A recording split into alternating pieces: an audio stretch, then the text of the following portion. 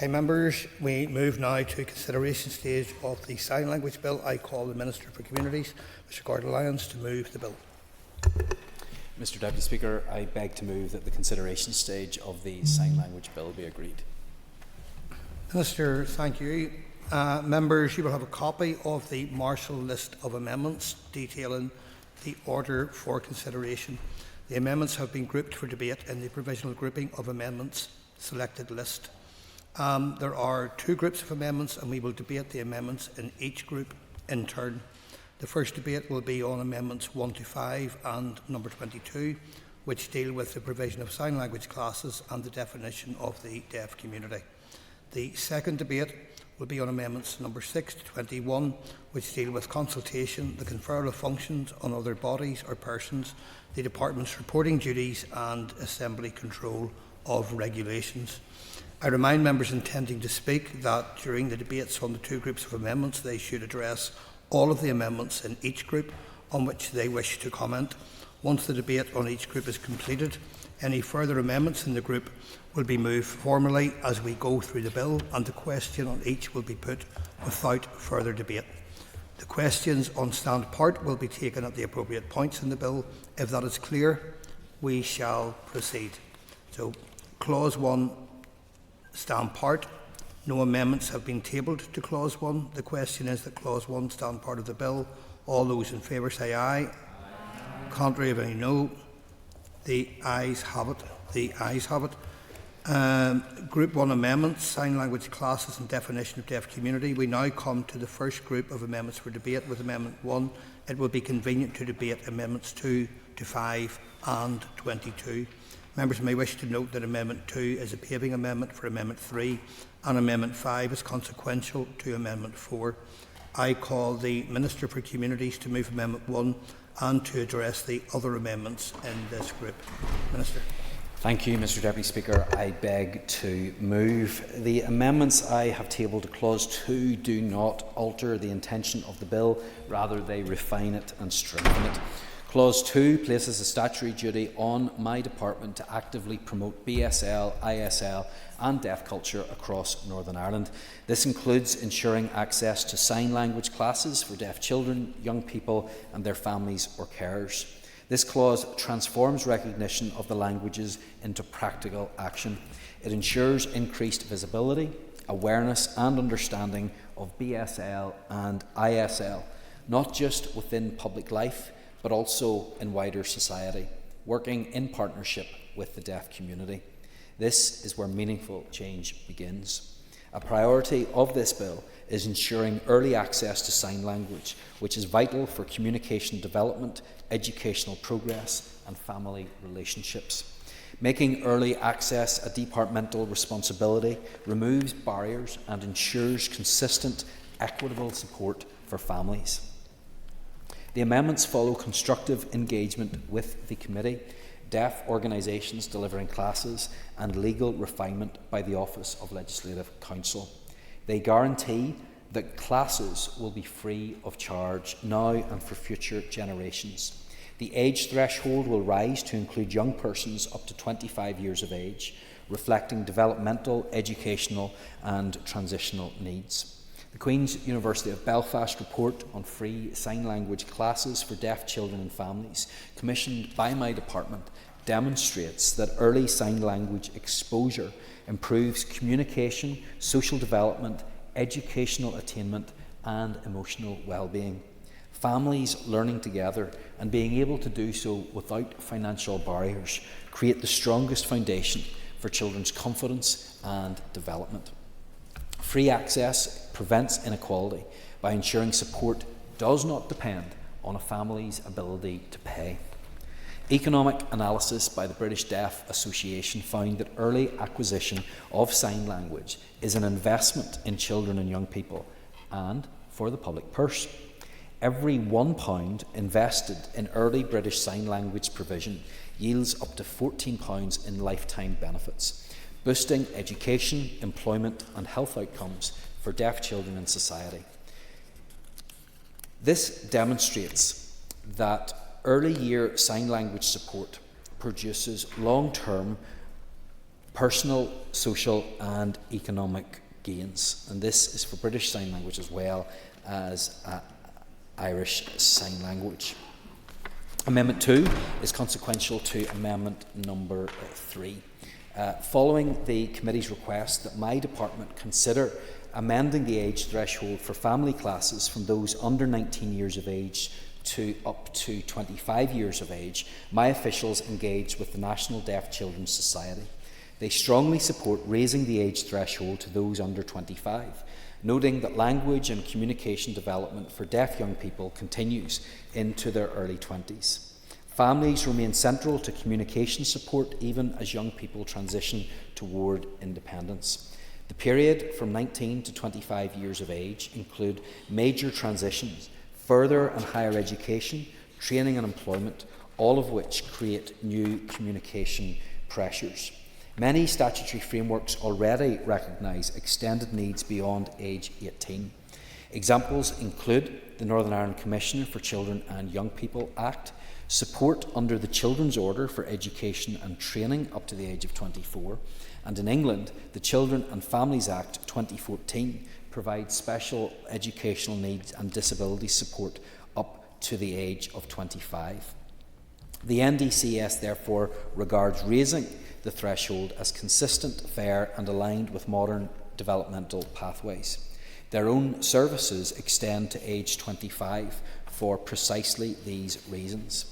These amendments ensure that families will never face financial barriers when seeking essential sign language support. Deaf children and young people up to age 25 can access classes that directly support communication development, educational participation and healthier family relationships. Provision aligns with best practice across comparable children's services. The bill delivers practical, meaningful support to those who rely on early and ongoing access to signed communication. For these reasons, I tabled amendments to Clause 2 that insert free of charge into the duty to provide sign language classes, replace references to deaf children under 19 with young persons who are deaf under 25 years of age. These changes strengthen the bill, reflecting evidence from Queen's University Belfast, deaf organisations, Action Deaf Youth, British Deaf Association and the National Deaf Children's Society. They ensure that families and young people receive the support they need during the most critical developmental years. And they ensure the bill keeps pace with the real needs of deaf children, young people and their families. I come now to amendment number 4, which will be moved by Kelly Armstrong. Clause 2 places a statutory duty on my department to actively promote BSL, ISL and deaf culture across Northern Ireland. As I have made clear, a key element of this is ensuring access to sign language classes for deaf children, young people and their families' carers, especially during those crucial developmental years. I have therefore sought to embed this principle within primary legislation and secured executive approval for this provision in the bill I introduced in February 2025. I do not oppose support for adults who become deaf. On the contrary, as I will explain. However, this bill is about sign language promotion, not broader disability policy. The issue of providing classes for those aged 25 and above who become deaf was raised during committee scrutiny. My officials advised committee that primary legislation is not required to offer these classes. My department already provides accredited BSL, ISL qualifications across Northern Ireland, taster sessions across schools and the voluntary and community sector, and classes for children of deaf adults. All of this without primary legislation. My officials' engagement with deaf sector organisations and health and social care sensory support indicates very low demand for classes for deafened adults. They are advised that many adults who become deaf already rely on a first language and do not wish to adopt a new language. Therefore, there is demand for modern assistive technologies, hearing aids, implants, captioning, speech to text, to meet many communication needs. Practical adjustments like lip reading or clear speech are often preferred to learning a full new language. Many deafened adults do not identify with the signing community. However, where there is a wish to explore sign language by some deafened adults, they may attend classes in further educational colleges. I'll give away to the member. The Minister for giving way and for your indulgence in this. Very interested in the topic, and I've been liaising with my party colleague Andy Allen on this.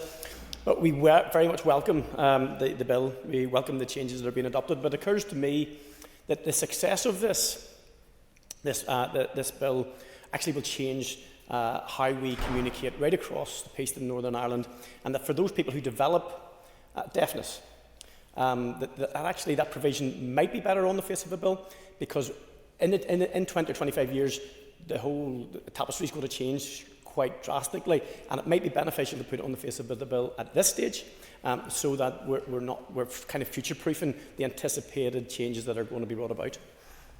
I don't necessarily believe that those changes will come about, because I believe that those that currently find themselves in that situation of becoming deaf later in life already have English or another language as their first language. And as I've just said, the demand is very low, because where the demand exists is for modern assistive technologies. And look, I recognise the member is shaking her head, but that's all of the evidence that we have. That's what we've been told. I know she has a different viewpoint on this. I know that her experience is one that she will speak to. But this is coming from engagement directly with deaf sector organisations. This is coming directly from the health and social care sensory support, who have told us all that there is very low demand, and that what people want to see investment in is hearing aids, implants, captioning and speech to text. We often talk in this place about the importance of co-design. We often talk about listening to the experts. That's what I'm following in this instance. I'm happy to give way to Mr. Donnelly if he wants. Thank you. I heard a bit of shock there just with the previous issue when we were talking about minimum unit pricing, and there was a disregard to the evidence. So I was just shocked to hear that. We're digressing, but I can assure the member that's an issue I have looked at, and I have looked at evidence, and I would suggest that it's maybe not as clear-cut as he thinks. Regardless, on this, what we have in front of us, I'm saying I'm going by what the experts have told us. The member has a different view. She will be able to explain that, but both in terms of it being different in regards to deafness that is acquired late in life compared to something that is there for children. There is a difference there. And secondly, going on what people actually want. Now, I can see there are some who would like sign language classes. That's why there is provision for those made. I just don't believe we're in the position now where we need to put this into primary legislation. But I enter into this genuinely, and I'm content to listen to what it is that the member has to say and the evidence that she brings forward, and we will engage in that in a genuine way. It's also worth pointing out that many deaf and adults do not identify with the signing community, as I have said, but there will be an opportunity for that to be further explored. This is a sign language bill designed to recognise both sign languages and to improve the lives of the deaf community. It's not intended to replace existing disability legislation. Rather, it's based around the culture and languages of the deaf community. However, choice and identity are at its core, and my department takes its promotion duties seriously with regards to promoting BSL, ISL and deaf culture as widely as possible across society. Therefore, arising from those discussions with the deaf sector and the Department of Health, my department will fund a limited pilot programme of BSL and ISL classes for deafened adults and their families to assess the demand for such classes and to explore curriculum need as well. The lessons learned from this pilot will be shared with deaf organisations and Department of Health officials to consider the merits of access to such classes alongside the existing supports as outlined. Subject to further discussions with delivery partners, it's anticipated that these classes will launch in the coming weeks. I refer to the reference within this amendment that the Department may, by regulations subject to negative resolution, provide for a fee to be payable for classes provided under subsection 4. And for context, although there is a reference to fees in clause 10, for which there's no intention from my department to collect presently, I have agreed to the Communities Committee request to amend clause 10 from negative resolution to affirmative resolution, given the potential for the collection of fees. The negative procedure stipulated within this amendment to directly impose new fees would be inappropriate for the same reasons and should only be considered under the affirmative process. So, in regards to this section, for the reasons I have outlined, I don't believe that classes such as these require provision within primary legislation. Furthermore, the suggested statutory procedure for imposing fees is inappropriate. Move on to clause 4 and the further amendment by Kelly Armstrong. And as the bill stands, this is unnecessary as the reference to the chapter which clause 4.5 is in, i.e. chapter 1. However, this can be seen as consequential if the members' amendment is successful. So I've outlined my opposition to the members' amendments at clause 2, and I've also outlined my view that if that amendment was carried, then for the purposes of consistency, affirmative resolution is the appropriate route. I'd also refer to my agreement to the committee's request to amend clause 4.5 to replace regulations by negative resolution to affirmative. The member, of course, was part of that committee, and she made her views clear that she was not in favour of the use of negative resolution. That brings us on to amendment number 6. Clause 4 provides the Department with the statutory powers to list in regulations those public bodies which will be required to take the reasonable steps as outlined in clause 3. The amendment is technical in nature and clarifies how the Department must, by regulations, list public bodies as prescribed organisations for the purposes of this bill.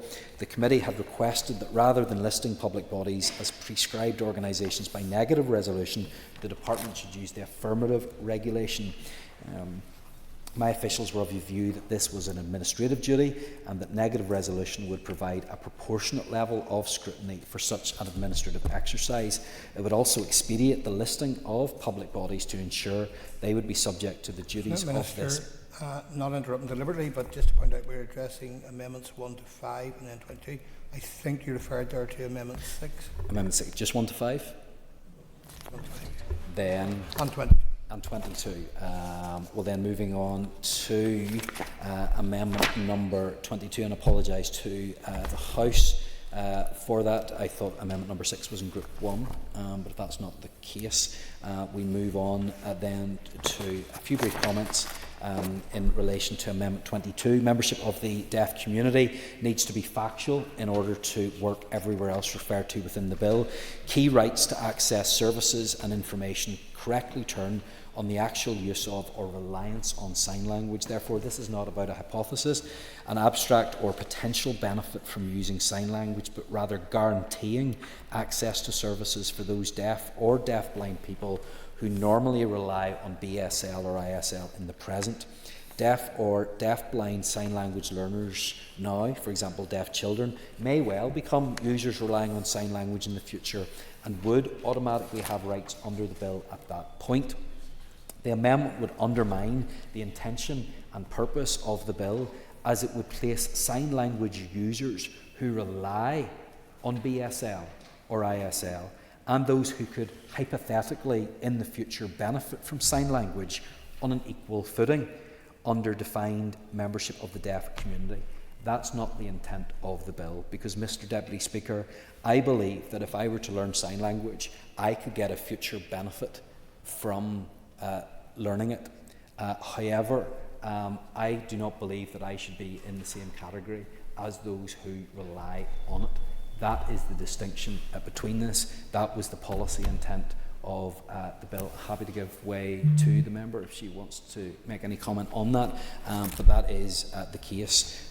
That then takes us to the end of Amendment 22 and the end of Group 1, and I beg to move my amendments.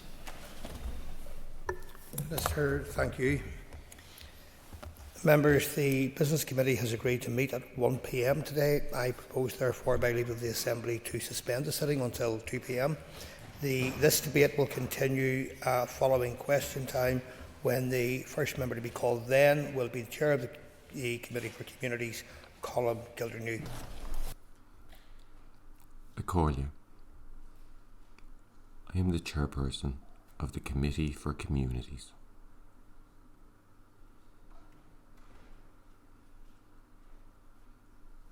I rise to speak on the Sign Language Bill.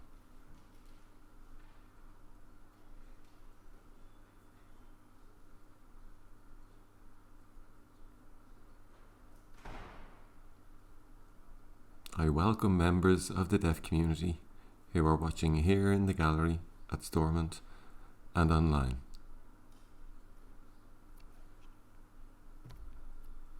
Thank you. Thank you to everyone who has contributed evidence to the Sign Language Bill. An Comhairle, as Chair of the Committee for Communities, I rise to speak on the Sign Language Bill. I welcome members of the deaf community to the Assembly today and welcome those watching here in the gallery and online. I would like to thank all of those who gave evidence on the Sign Language Bill. With your indulgence, Mr. Speaker, before I address the amendments, I wish to make some general remarks about the bill in my capacity as the Chairperson of the Committee for Communities. It is a huge honour to stand here today on behalf of the Committee for Communities to take part in the consideration stage of the Sign Language Bill. This is a momentous occasion for the deaf community here in the North, who have waited with extraordinary patience, resilience and determination for this legislation to become a reality. This bill is a transformational step toward breaking down those barriers, providing formal recognition for ISL and BSL, and ensuring that sign language users have their linguistic and cultural rights respected. It provides for official recognition of BSL and ISL as languages here in the North with equal status, a statutory duty on prescribed public organisations to take reasonable steps to make their services accessible to sign language users, a commitment to promoting the use and understanding of sign languages, including greater access to sign language education for deaf children and their families, and a framework for accrediting sign language interpreters and teachers, ensuring professional standards and capacity building within the sector. This bill moves beyond disability legislation, recognising that sign language is not just an accessibility tool, but a core aspect of cultural and linguistic identity. We believe the Committee's scrutiny of the bill has added to the strength of it. The Committee sincerely hopes this marks a step change in how accessible public services will be for you, and that your lives improve because of it. We will be advising the next Committee for Communities in relation to follow-up scrutiny of the legislation's implementation. The Committee supports this bill. During our scrutiny of the bill, members of the Committee became acutely aware of the social exclusion deaf and deafblind people can experience as a result of linguistic exclusion. We learned firsthand about the scale and extent of the negative impact of being unable to have access to and participate fully in education, employment, health, the justice system, the arts, leisure activities, as well as to public and private services more generally. While outside the scope of this bill, I will return to what are services provided by the public, but not by public authorities soon. The fact that the requirements of this bill will apply across the executive and will be for each department to deliver, not just for the Department for Communities, is crucially important.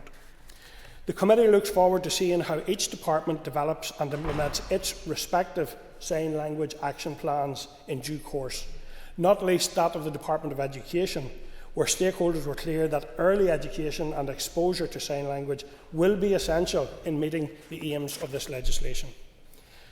The Committee is also supportive of a number of amendments being brought forward by the Minister. The Committee engaged constructively with the Department and proposed a number of specific changes where we considered improvements could be made to the bill. These discussions have informed a range of amendments before the House today.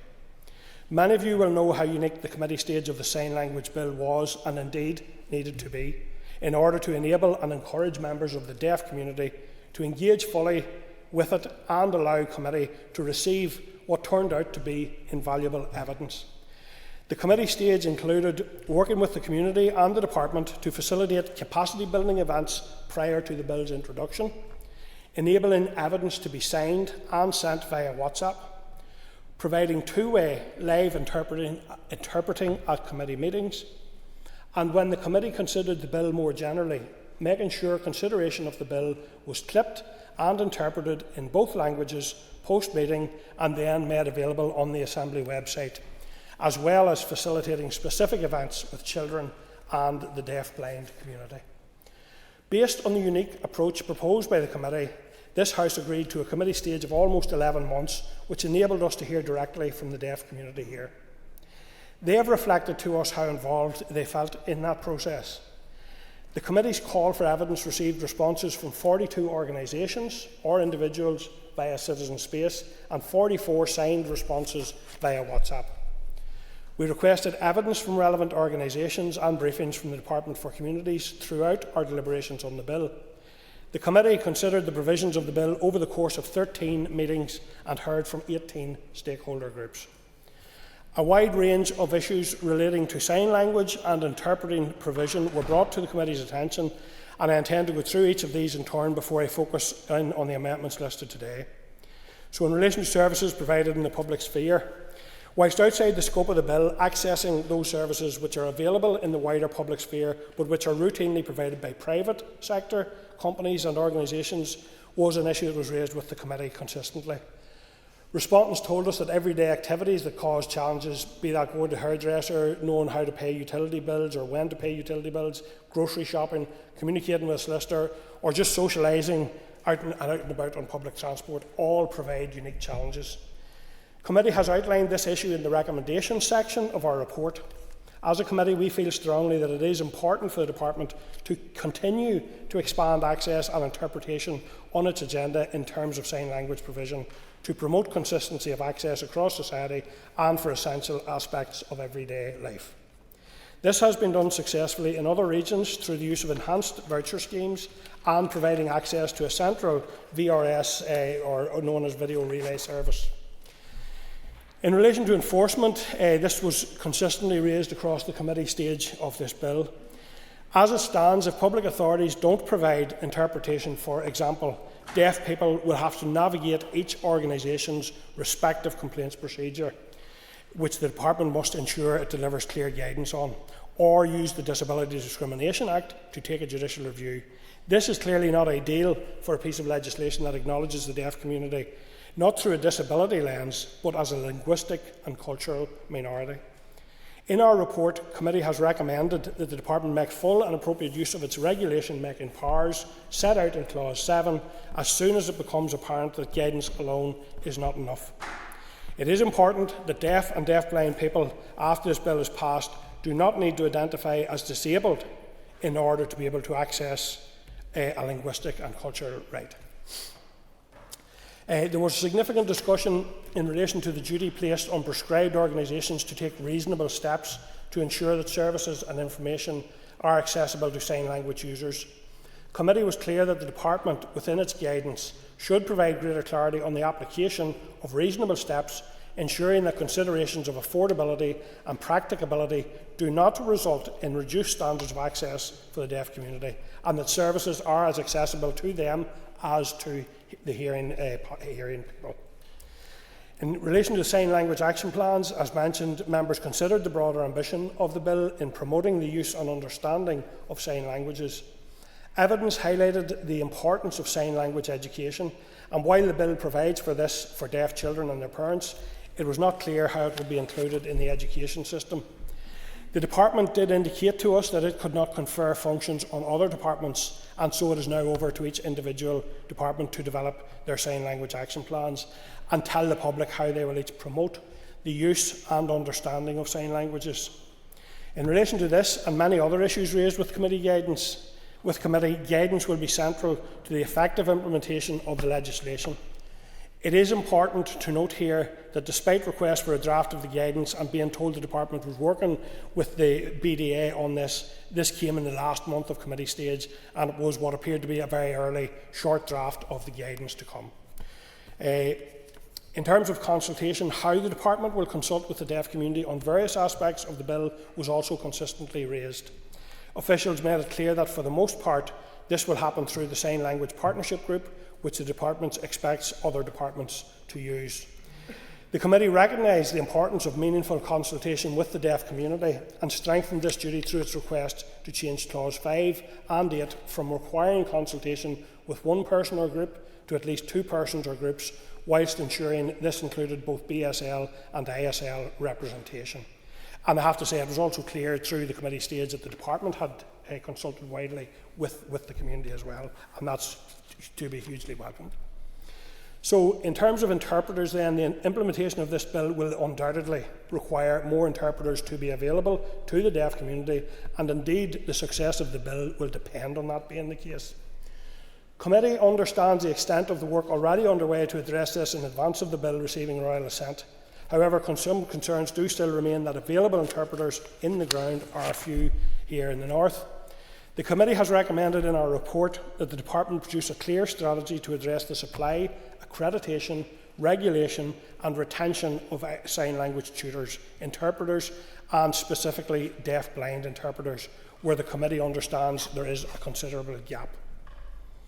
In terms of the specific needs of the deaf-blind community, committee held a bespoke engagement directly with people here who are deaf-blind and the organisations working to support them. They were clear that there are services for blind people and services for deaf people, but these may not be suitable for deaf-blind people.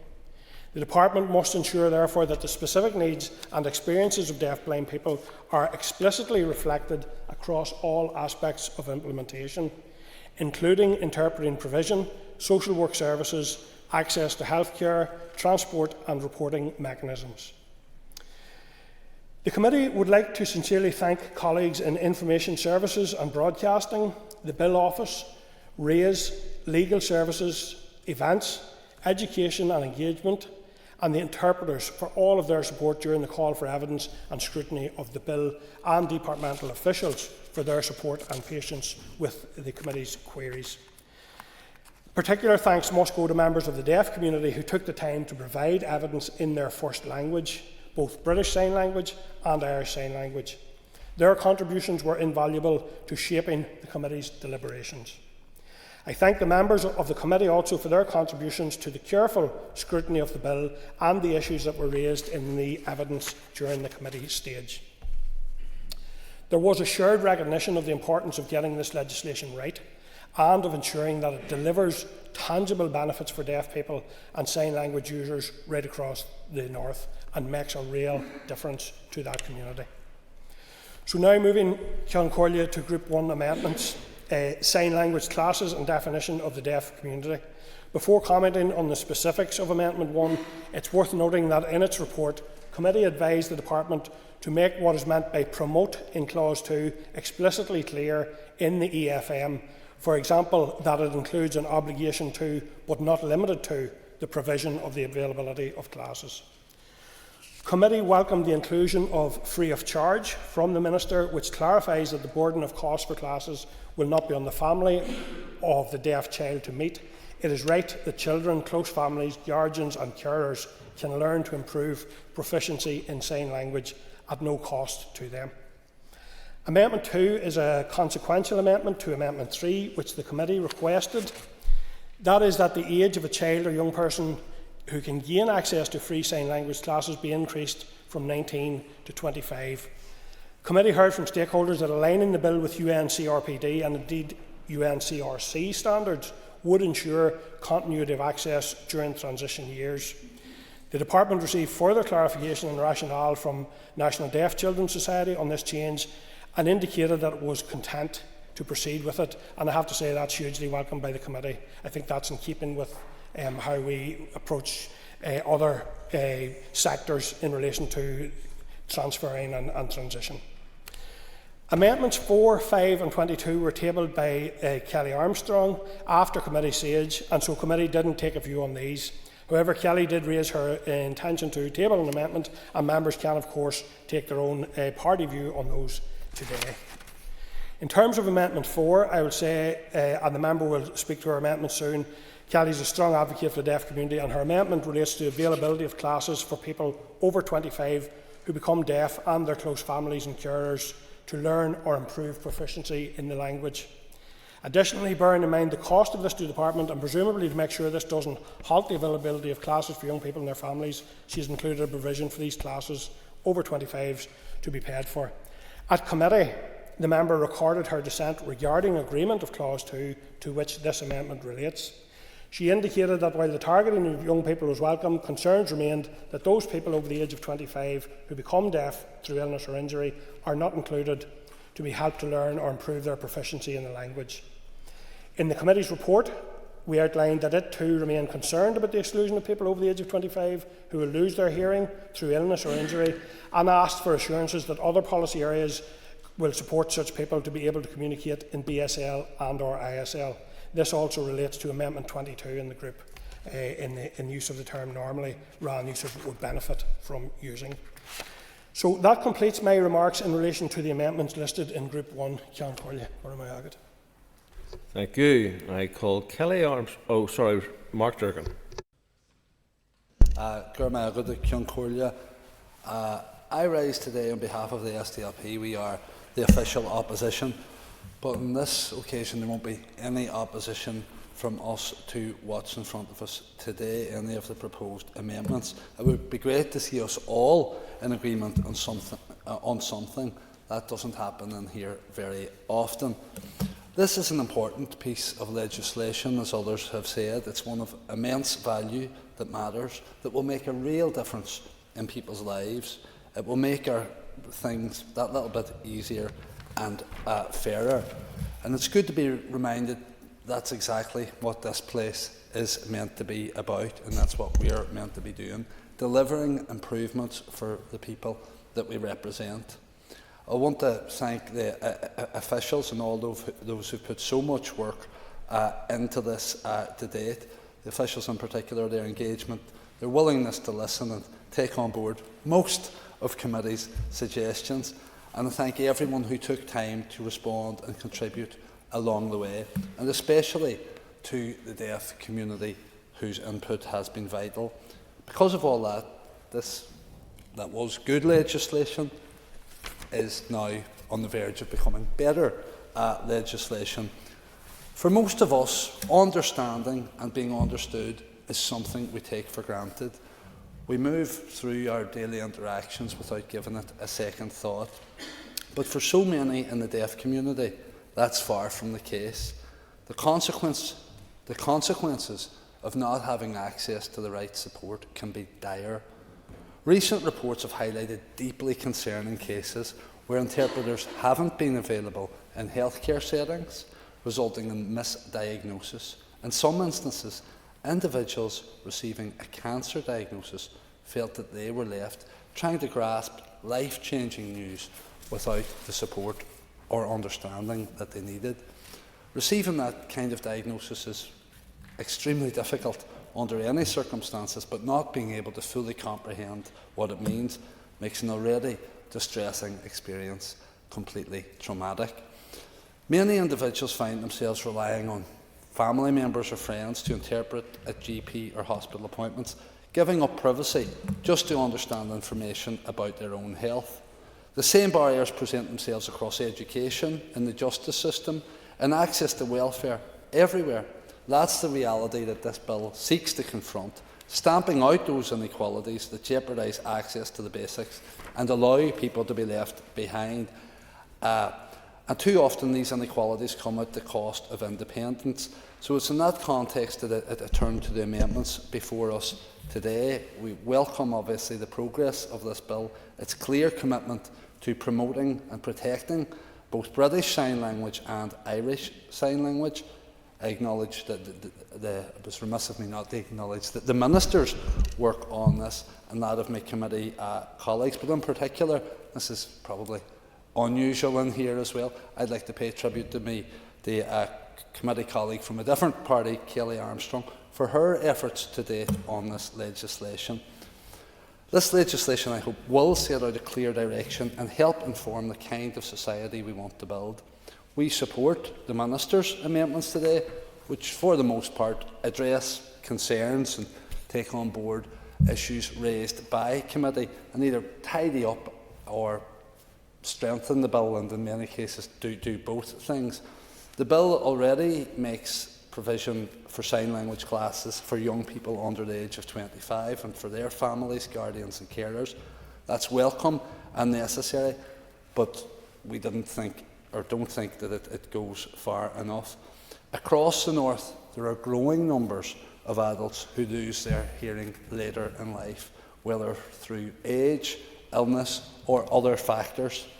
These are people who often find themselves navigating a sudden and profound change in how they communicate with the world around them, and too often that change can prove isolating. No longer able to follow conversations at home, where communication in the workplace has become almost impossible, or socialising becomes too anxiety-inducing. Without access to the right support, those individuals risk becoming invisible and ultimately suffering a much poorer quality of life in their later years. The bill in its current form doesn't make sufficient provision for those individuals, and we hope to have this addressed by the end of today. Legislation of this kind shouldn't be framed too narrowly. Amendments 4, 5 and 22, in the name of Ms Armstrong, seek to address that gap directly by extending access to classes to all those who will need it or benefit from it. It also provides the Department with the flexibility to introduce a fee for these classes on a cost recovery basis, should it choose to do so. That's a sensible approach. The Minister in his opening remarks cited as low demand the reason for not wanting or needing these changes on the face of the bill, but has stated his intention to roll out a pilot project to ascertain demand. If we are serious about breaking down barriers, then those barriers need to be broken down for everyone, not just those born into the deaf community, but those who come into it later in life. And on the subject of sensible approaches, Amendment 3 further addresses this gap by providing more inclusive language that acknowledges those who acquire hearing loss later in life as well. Taken together, these amendments are relatively minor, but extremely meaningful. They recognise that deafness happens for a variety of reasons, that communication needs can arise at any stage of life, and aims to ensure that this bill reflects that reality in a way that is both practical and forward-looking. Amendment 22, I understand entirely where Ms Armstrong is coming from and where she wants to go with this amendment. I'm not going to steal her thunder on it. It's a bizarre situation when I'm speaking on someone else's amendment. It is very much her amendment, and she'll soon explain it, but I am supportive of her aim. I do, however, acknowledge the Minister's concern here as well, and would encourage him to work with the proposer, with the committee, with the sector, to maybe come up with a formula of words somewhere in between who normally use and who will benefit from using at the further consideration stage.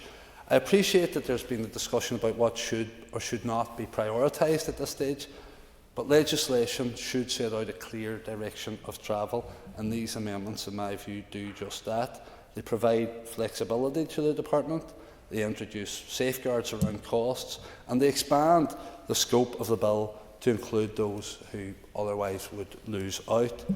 This bill can't claim to break down barriers, but still leave some people standing behind them. If we're serious about inclusion, then we have to include everyone who needs this or who will need that. Kelly Armstrong. Thank you, Mr. Speaker. I am a member of the deaf community. I am hard of hearing. This sign language bill is very important to me and to the deaf community. I have worked very hard to make this bill the best it can be. Mr. Speaker, I will hand over to an interpreter and I will speak the rest of my statement. Mr. Speaker, people who use sign language have waited years for this legislation. As this bill proceeds through its consideration and final stages, they will be able to see how much has been included in the legislation. When it becomes law, the new Act will see a vast improvement in the provision of sign language across all public services. There will be significant support for children who are born deaf or with significant hearing loss, whose lives will be greatly improved by the availability of sign language and sign language classes for them and their families. Today, we have the opportunity to bring amendments that improve the intention of this vital legislation. The amendments presented today come after considerable consultation with the deaf community, and I am grateful for the work of the Committee for Communities, the Department of Communities, and the very many individuals and organisations that have helped to finesse the bill we have in front of us. Following ongoing consultation with the deaf community, I have brought forward 3 amendments to extend provision of sign language classes directly to adults, like myself and many others who have lost hearing in later life. These 3 amendments are part of Group 1 and are Amendments 4, 5 and 22. None of these amendments should come as a surprise to the Minister, the Department or to the members of the Communities Committee. I have raised issue with this section of the bill several times, as confirmed on the record in the Communities Committee and in the subsequent report. While the Department have kindly agreed to bring forward a number of amendments suggested by the Communities Committee, I believe an important consideration has not been included, and now this Assembly has the opportunity to include the needs of people who become deaf in later life.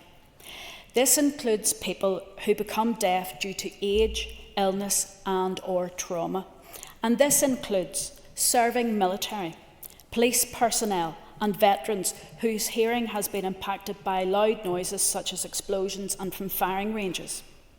People who work in industries where repeated loud noises have damaged hearing, such as manufacturing, aviation, construction, fitness industry, musicians, hospitality, waste management and recycling.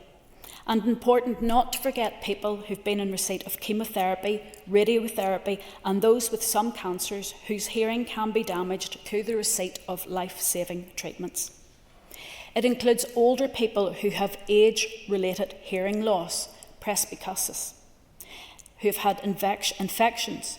Viral infections can lead to hearing loss, especially in older adults. People with illnesses such as Meniere's disease, systemic illnesses and some cancers. Hearing loss, as others have said, leads to isolation, loneliness. It reduces opportunities. It removes a person's ability to communicate and for others to communicate with them. Some have had to leave work, others to stop socialising. The lack of access to two-way communication means having to forego privacy, as we have to depend on family or friends to listen and clarify what a doctor or a consultant says during an appointment. We have a growing number of older people living in residential care, cut off from others because their lives have been reduced to isolation and loneliness because they cannot hear. Not having access to learn to communicate with others, or for others to learn to communicate with them, leaves them forgotten, receiving less public service and making their older years very unpleasant. I appreciate there have been some discussion about what actions should be included in the bill and the Department's need to prioritise sections. Mr. Speaker, I believe any legislation should not be limited to a specific time or budget, but should provide a clear intention. By adding my amendments, it gives the Minister the ability, it gives a clear intention to support adults with hearing loss and gives the Minister the ability to charge for classes provided for adults with hearing loss. I believe this adds and clarifies rather than detracts from the intention of the bill. My first amendment is listed in Group 1 at Amendment 4. To summarise, this amendment adds the availability of sign language classes taught by accredited teachers or other suitable persons for people aged 25 and over who become deaf, their close families and carers, to learn or improve proficiency in the language.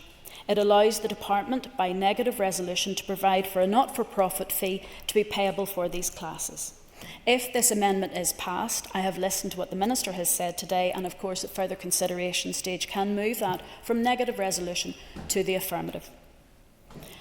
It's worth noting that the bill in its current format only makes specific provision for sign language classes for young people aged 24 and younger, their families, guardians and carers. And while I agree this is absolutely necessary and it is important to include this in the face of the bill, there are a growing number of adults in Northern Ireland who lose their hearing due to age, illness or trauma. That's 1 in 6 adults across Northern Ireland. Giving way, and she is right to highlight the fact that there are an increasing number of people that are losing their hearing. However, our research and our consultation indicates that those people are not in the same numbers coming forward looking for those classes. We don't know the demand on that yet. That's why I'm saying let's do a pilot programme to assess, importantly, demand, the delivery partners and what the curriculum could be, because I believe we're walking into something which we may not actually have a demand for because people are looking for other solutions to the problems that she raises. Would that not be an appropriate step to take? I thank the Minister. I don't agree with you because there are 26,000 people currently sitting on audiology waiting times in the health trusts across Northern Ireland, people who haven't even got their first hearing test done. You say that we don't know how many people need it. There are no classes to test how many people in Northern Ireland would like to have sign language classes. I want to go to them. My partner wants to go to them. The rest of my family wants to go to them. There are none. And unless we have it on the face of this bill, I have to say I don't think that there will be any. These growing number of adults in Northern Ireland who lose their hearing due to age, illness and trauma need to have a specific provision on the face of this bill, just as has been provided for children, to provide classes for this group. My proposed amendment, I have included the ability, of course, for the Department to provide classes for people who have lost their hearing and are becoming deaf. That means that while they may well have English, and they can read, and they have communicated the whole way through their life, they can't hear other people speaking English back to them, so they need those people to be speaking sign language to them. I think that's a bit of the part of this sign language bill that's missing. And the Department, of course, may by regulation bring in charges for these classes should the Minister and the Department choose to do so. I used the wording that was proposed by the DUP and brought forward in the Death, Stillbirths and Baby Loss Bill to enable the Department to regulate for fees should the Minister wish to do so. It's not something that is different or unusual for this Assembly and has been accepted before. My second amendment, Amendment 5, is a consequential amendment which would only be put if Amendment 4 is made. My third amendment is Amendment 22. The current definition in the Sign Language Bill limits the deaf community to only those who normally use sign language. It does not take into account those who have lost hearing and those whose communication and subsequent isolation will be improved by using sign language. The reason this needs to be changed is because a person with hearing loss, a person who is deaf, may well have other options to use in order to convey what they want to say. But we need other people to learn sign language to communicate with us. And that's the point. If you normally use sign language but nobody else does, what's the point? Therefore, I wish to make a simple change to update the use of the term who normally use to who will benefit from using sign language. It's more inclusive. But I take Mr Durkin's point and I'm prepared, if there's better language that can be brought forward, to include all the people who will benefit from using sign language, and for others to use sign language, we can certainly do that. The amendment also reflects the ambition for the legislation to promote and increase usage of sign language, something that we all want and is the intention of this bill. On behalf of the Alliance Party, we welcome these amendments and will be voting in favour of all of the amendments in Group 1. We will be voting for all the amendments in Group 2, but I know that's the next part of this debate. And finally, could I thank every single member of the deaf community for their input and patience throughout this programme, this work. I would like to thank the Communities Committee Clerk team. Emer Boyle and the team have worked incredibly hard on this bill. I would also like to thank the Assembly engagement staff who have delivered an innovative and inclusive committee stage, ensuring both BSL and ISL users were included and interpretation provided. I have heard from several deaf people how impressed they have been by the online translations, the ability to attend and give evidence at committee and at outreach sessions, and the option to respond to online services in BSL or ISL, unique in these islands. The Assembly's website videos should be held up as an example of how to effectively engage the deaf community, because those of us who want to use sign language or have no choice but to use sign language are at last included. Mr. Speaker, the staff in this Assembly have helped to make this process inclusive. They have all played an important role in helping us to get to this stage. And I'd like to thank, if you could pass on my thanks, Mr. Speaker, to the staff of the Assembly, because it has been outstanding work. And finally, I'd like to thank Paula Clark, whose patience and kindness has helped me and others to start to learn and embrace sign language, and that was provided through the Assembly. And to our BSL and ISL interpreters who have been with us throughout this bill, ensuring our investigation into sign language has not left anyone behind. Thank you. Robbie Butler. Thank you, Mr. Speaker. From the outset, Mr. Speaker, the Ulster Unionist Party would like to place on record our thanks to the committee, its staff and all those who have contributed to the work on this bill, and indeed the Minister and the departmental staff. And in particular, we recognise the valuable input from stakeholders, and especially the many members of the deaf community who took the time to provide evidence and to share their lived experience, because that's what this legislation should ultimately reflect. Crucially, we also recognise the work of the committee staff team, who ensured that members of the deaf community were able to engage with the committee stage in a meaningful and impactful way, as has been referenced by a number of other members so far. That engagement has clearly helped to shape the bill in a meaningful way, and much of what is before us today reflects that excellent work.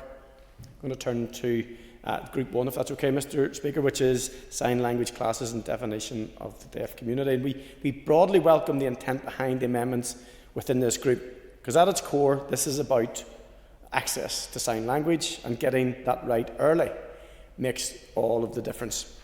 Amendment 1 puts beyond doubt that classes are to be provided free of charge, and that reflects what was always understood, that cost should not be a barrier, particularly for children, young people and their families.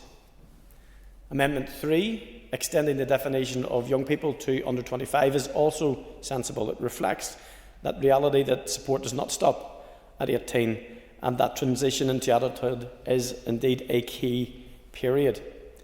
Amendment 2, updating the wording to young people who are deaf, may seem minor, but it matters. The language used in the bill will shape how it's delivered in practice. And ultimately, though, the test will be whether it delivers real and meaningful outcomes. Turning to Amendment 22, this proposes to shift the definition from those who normally use British or Irish Sign Language to those who will benefit from using them. And that, again, is a significant change. And while we understand the intention behind it, the wording will benefit from using is much broader and less clearly defined.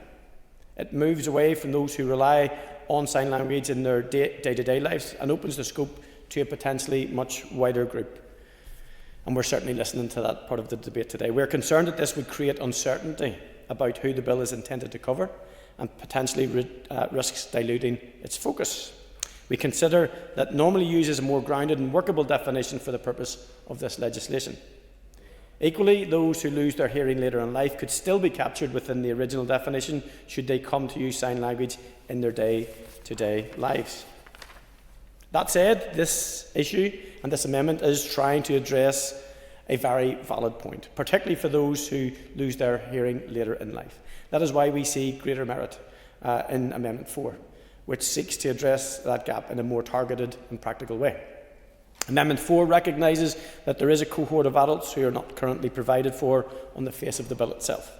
Whether through age, illness or trauma, people can find themselves having to relearn how they communicate, often at very difficult points in their lives.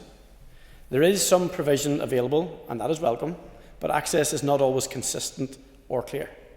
There is a strong case that this group should not be left without structured support. The amendment provides flexibility, including the potential for fees, but with a safeguard that costs cannot be exceeded. So on balance, we are content to support Amendment 4, but we are clear that the responsibility then rests with the Department to ensure that adequate resources are available so that implementation does not adversely impact on delivery or access, nor does it divert focus from priority groups and does not create any unintended barriers. And as detailed already, Amendment 5 is simply consequential. It follows from Amendment 4 and ensures that the bill remains technically correct, and we are content to support that, Mr. Speaker, and I will address Group 2 in turn. Thank you. Call on the Minister for Communities to wind. Thank you very much, Mr. Speaker. Can I say that I am absolutely delighted to be in this position for this reason and to be able to introduce and progress this bill. It is something that our deaf community have been waiting on for years and years and years, and I'm delighted that we are now able to progress it further in this chamber today. And I've been humbled to witness firsthand the life-changing difference that early access to family sign language learning is making to families and to their deaf children. The bill requires all prescribed organisations to take all reasonable steps to ensure that services are as accessible to the deaf community as they are to individuals who are not in the deaf community. And that statement seems simple and obvious on paper, but in practice it represents a sea change for those people most closely impacted by the changes that this bill will bring. Can I thank members of the House today for their support for the amendments that I am bringing forward, and can I thank the committee for the way in which they have dealt with these amendments. I just want to take a little bit of time to explain my position in terms of Kelly Armstrong's amendments. And can I say, first of all, that I want to thank her for her interest in this. Can I thank her for the enthusiasm that she has brought to this work as well. And I think that we all have the same outcome in mind. We want to make sure that people have access to the support that they need so that they can effectively communicate. That's where we all want to end up. But I have some concerns with the amendments that she has brought forward. And the first one is in relation to classes. I hope that I have outlined to the House the concerns that I have, not because I don't believe that classes should be in place for those that want to avail of them. I absolutely do. And in fact, there are classes that are there through our colleges as well that people can take part in, and they can pay for those in the same way. And what she is bringing forward is saying that there should be classes and that the department can charge fees for them. However, the evidence that we have received indicates that there is low to no demand for such classes. I accept the Armstrong family may well be an exception to that. I'll happily give way. Unfortunately, just before COVID, we got interrupted at COVID. I had the fortunate to go along to House Church in Newton Ards, where we had up to 30 people learning sign language because they wanted to communicate with other people within the church who use sign language. If you provide it, they will come. At the moment, it's not being provided, so people don't know where these classes are. None of the further education colleges provide sign language classes in my area. And certainly, I know there is demand for sign language as well, and many people are taking it up. Don't misunderstand me, that's not what I am saying. But I'm referring specifically to people who become deaf later on in life. Often that is not what they want, and she's absolutely right to raise the issues around getting access to appointments through the health service. Correct that she raises that, but the people that we have engaged with, the people that we have spoken to, the organisations are telling us that that is not what they are pushing for. It's not what they believe is their primary objective. Again, I can just repeat that the engagement that we have had with deaf sector organisations and health and social care sensory support indicates there is very low demand for that. You'll know who I'm talking about, but I have an official in my department who has worked in this area for 14 years. On 2 occasions, they have evidence of people who have come forward asking for this. One will be covered in what we are already bringing through in the legislation. The other didn't come back with any further requests or information. So I do believe that demand is low. But you're right, we should test that. We should put on a pilot programme and see who becomes available. What we're doing through this amendment is mandating through legislation that there must be classes in place. What does that look like? Who delivers that? What does the curriculum look like? And that is a big issue. The curriculum, we know what the curriculum looks like for children and for younger people and their families, but what does that look like for the age cohort that we're talking about?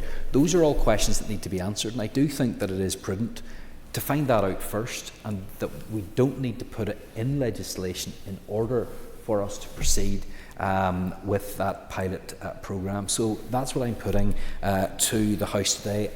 I understand from the comments that are made that that probably is not reflective of where the rest of this chamber is, but I do think that that's the prudent move to take. Let's find out what that demand is. Of course, we don't need to put it in legislation at all to provide any of these classes. However, that's what we are doing. But I think when you're exploring the curriculum needs and others, I think it would be prudent for us to explore that in the first instance, and that's what I would put to the House, reminding members that there is obviously going to be that 5-year review, and I'm more than happy to make sure that amendments could be put in further on if that is required.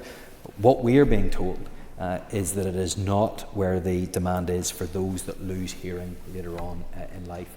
But let's do the pilot programme to find that out. And if there isn't that demand that is there, we shouldn't be bound by legislation to provide something that isn't required. So that's my view on that, and I am more than willing to work with members of this House to work through those issues over the course of the next year. But I recognise there may be other views, but I hope that people would take that on board. Of course, if her amendment, if the first amendment is passed, we will be accepting the second one because of the consequential nature of that, and it would make sense. But in regards to her last amendment, again, I have concerns in relation to this because of how it will change the bill and what we're trying to do. This bill is focused on those across society who rely on British Sign Language and Irish Sign Language, and deaf-blind people who rely on hands or tactile signing versions of BSL and ISL.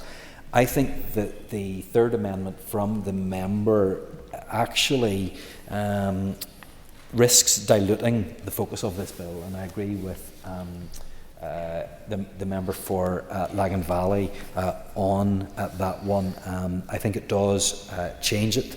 The focus for our bill was on that small group of people and their families who have to have up until this point been effectively excluded from access to information and services that the rest of our society take for granted. And the aim of the bill is to recognise the deaf community of people who rely, who depend on sign language and who wish to share their deaf culture and access services through those languages. And I don't think it's intentional, but I think that the member's amendment actually dilutes that and takes that focus away from those who do rely exclusively or who normally use British Sign Language or Irish Sign Language, and I'll give way to the member.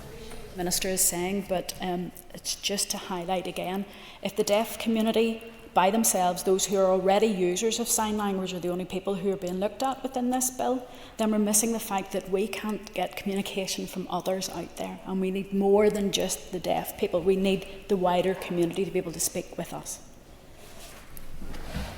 Yeah, and of course that's what we want. Whether or not somebody else is able to communicate with you, if you're a user of that sign language, you're actually already covered, and then the amendment becomes, I mean, what we have here at the minute is deaf or deafblind people who normally use British Sign Language or Irish Sign Language for communication. I think the point that the member is trying to make is that there might be others that are not capable of using that language. It's not. I'm happy to take another intervention because I'm not quite clear on what she's saying. It's to make it very clear.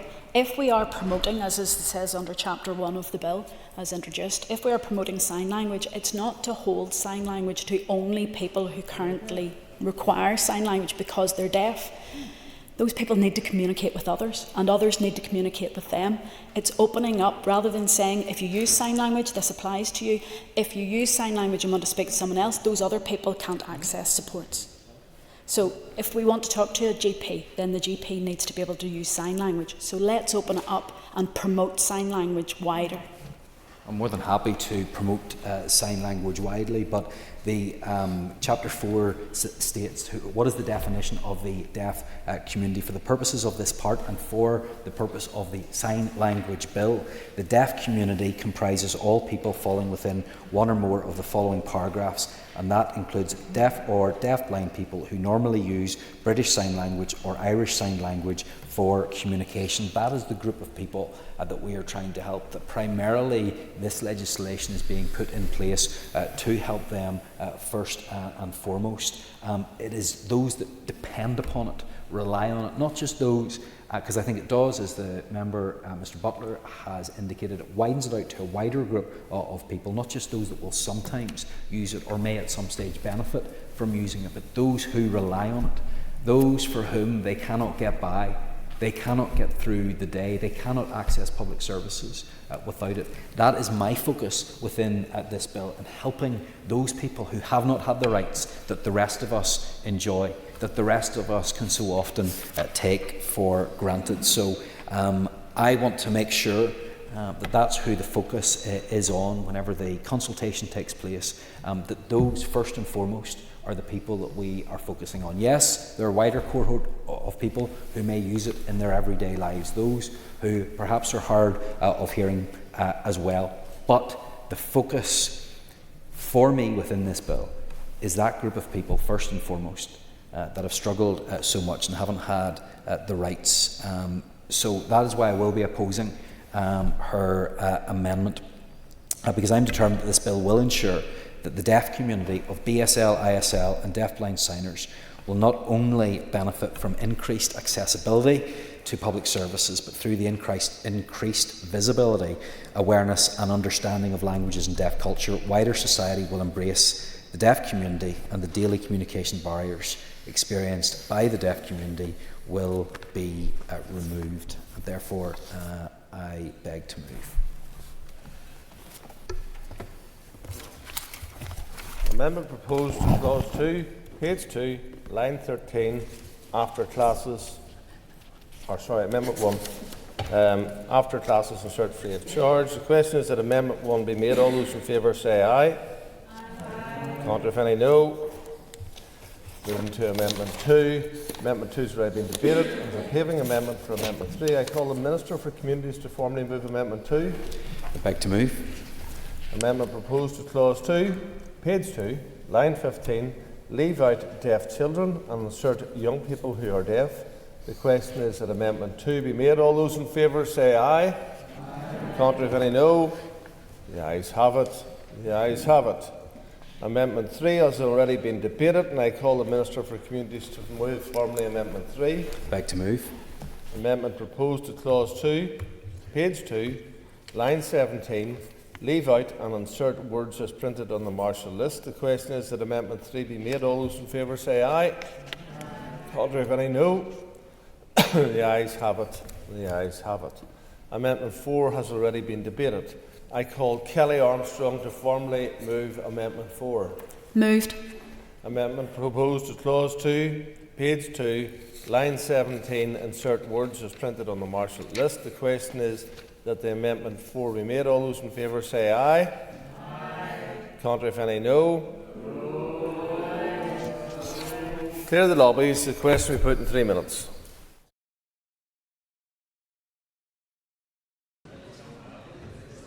Order. Members resume their seats. The question is that the Amendment 4 be agreed. All those in favour say aye. Contrary, if any, no. Do we have tellers? Order. Tellers have been appointed as follows. Tellers for the ayes are Danny Donnelly and Andrew McMurray. Teller for the noes are Pam Cameron and Brian Kingston. Clearly the lobbies. The House will divide. Ayes to my right and noes to my left.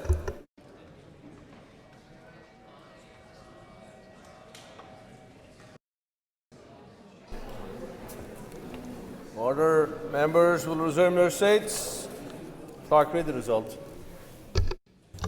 69 members voted, 47 members voted aye, 22 members voted no. The amendment is made. It was made. The question is that Clause 2 is amended to stand part of the bill. All those in favour say aye. Contrary, if any, no. The ayes have it. The ayes have it. No amendments have been tabled to Clause 3. The question is that Clause 3 stand part of the bill. All those in favour say aye. Contrary, if any, no.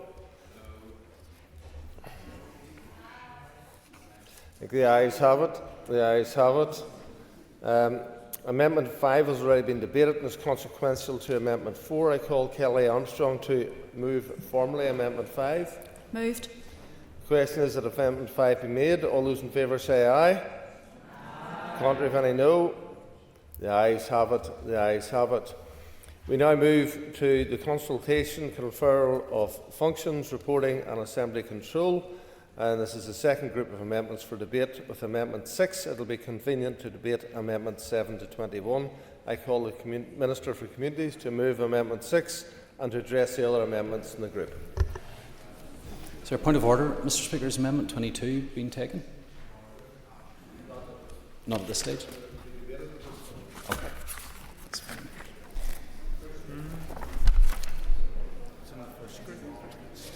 Is it in the first group? Well, okay. Point of order, Mr. Speaker. Is Amendment 22 in the first group? Just to be clear, Amendment 22 has already been debated. It will be voted on in the second batch. So we now call on the Minister to move his Amendment 6 and then debate the Amendment 7 to 21.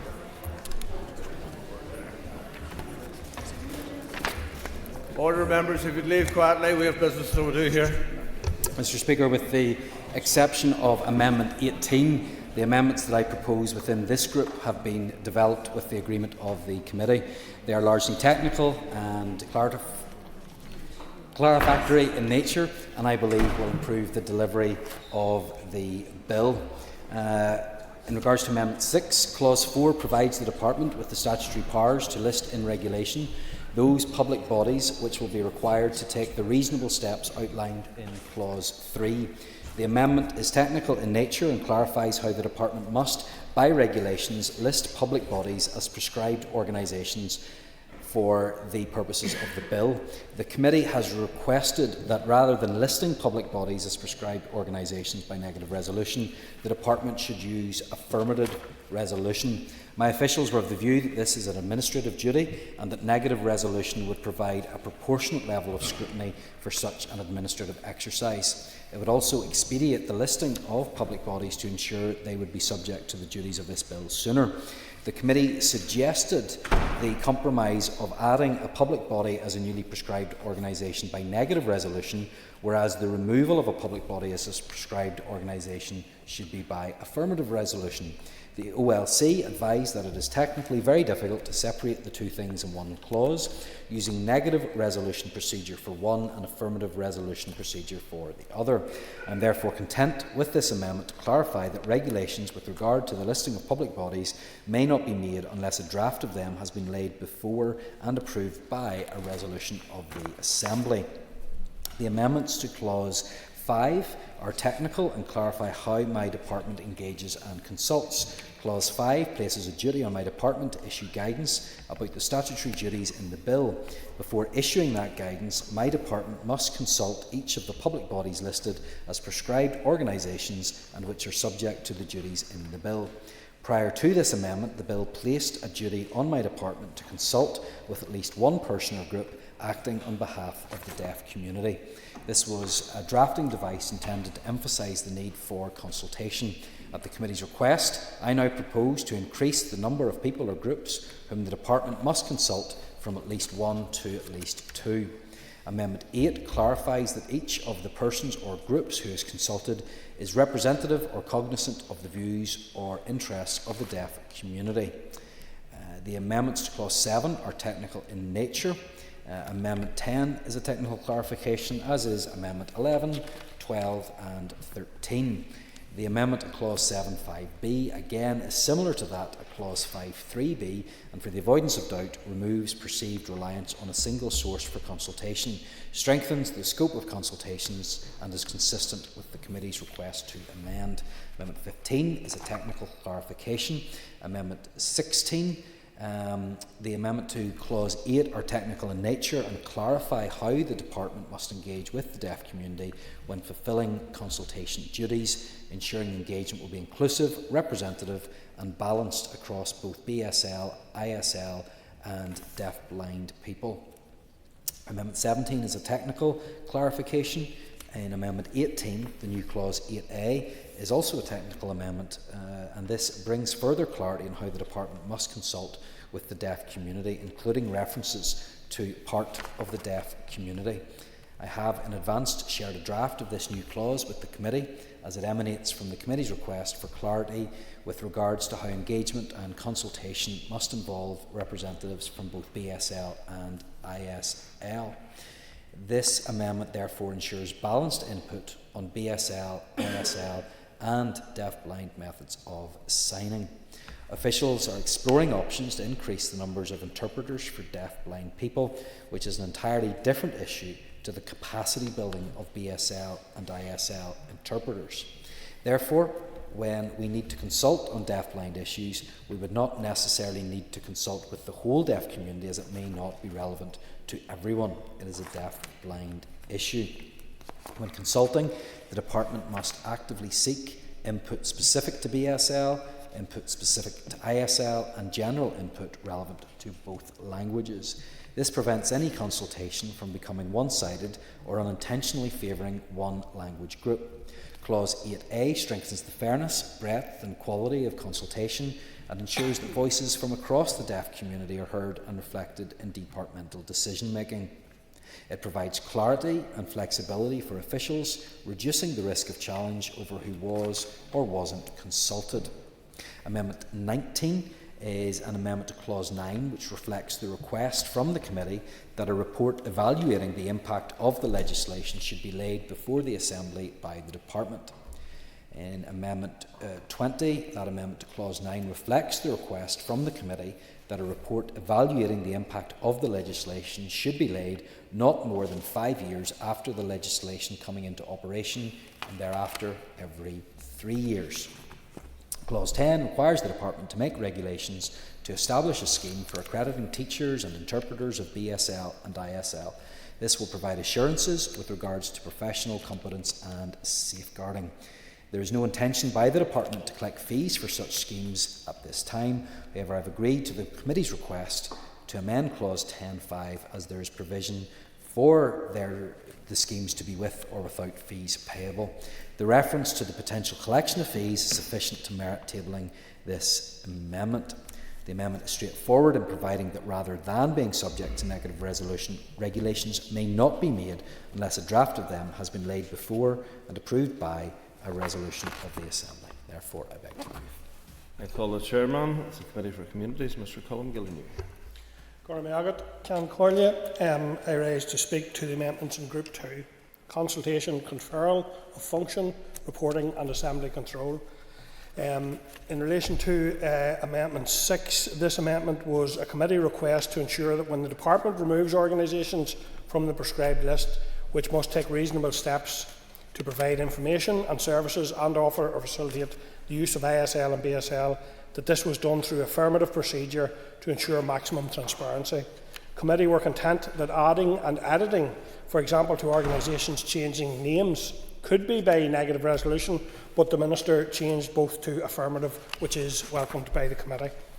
The evidence we received stressed that the list's impact depends on a broad, inclusive and clearly defined list of prescribed organisations, developed and regularly reviewed with mandatory deaf community consultation rather than solely by the Department for Communities.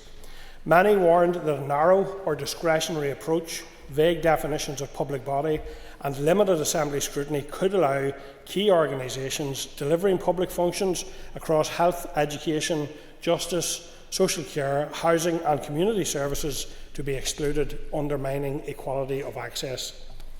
Respondents therefore called for clear inclusion criteria, regular reviews, accessible publication of the list, extension over time to non-statutory bodies providing essential public services, and consideration of centralising interpreting or VRI models to support consistent BSL, ISL access, particularly for vulnerable groups such as deaf children, older deaf people and survivors of abuse.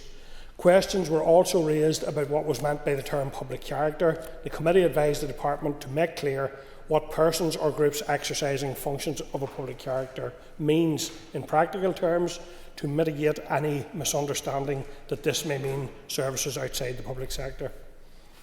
Amendment 7 was requested by the committee on the basis that there was consensus that consultation on the guidance must be meaningful, inclusive and ongoing, with concern that the requirement to consult at least one person or group acting on behalf of the deaf community was too narrow and risks excluding the diversity of the deaf community, including BSL and ISL users, deaf-blind children, young people and families.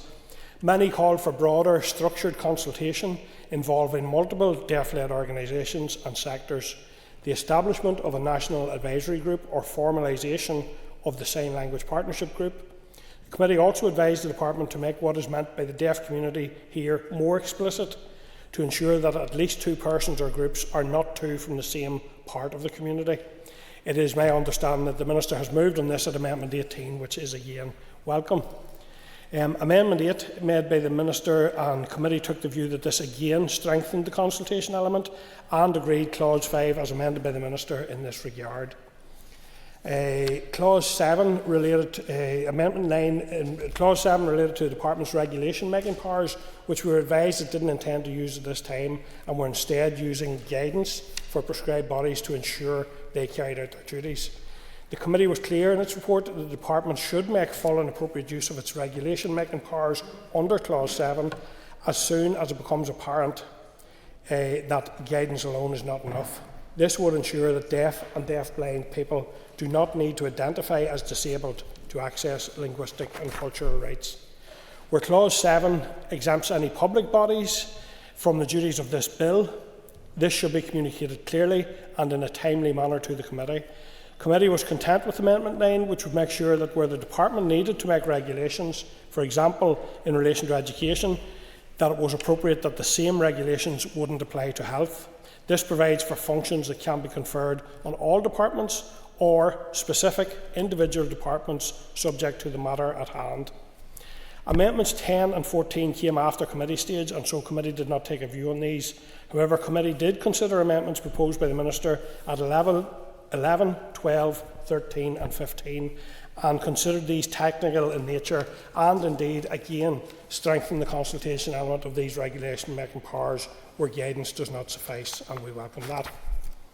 Like Amendment 7, committee requested Amendment 16 on the basis that respondents broadly welcome the inclusion of a statutory consultation requirement before regulations are made, recognising the role of the Sign Language Partnership Group in previous engagement, but expressed dissatisfaction with the wording required, which stated that at least one person or group acting on behalf. This was viewed by committee as tokenistic potentially and unrepresentative and lacking transparency.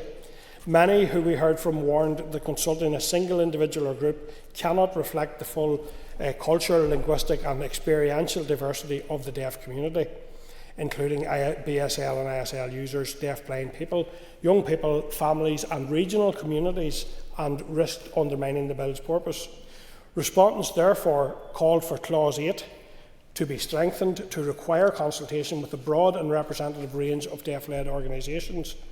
Committee noted in relation to concerns regarding lack of assembly scrutiny in Clause 7's regulation making powers.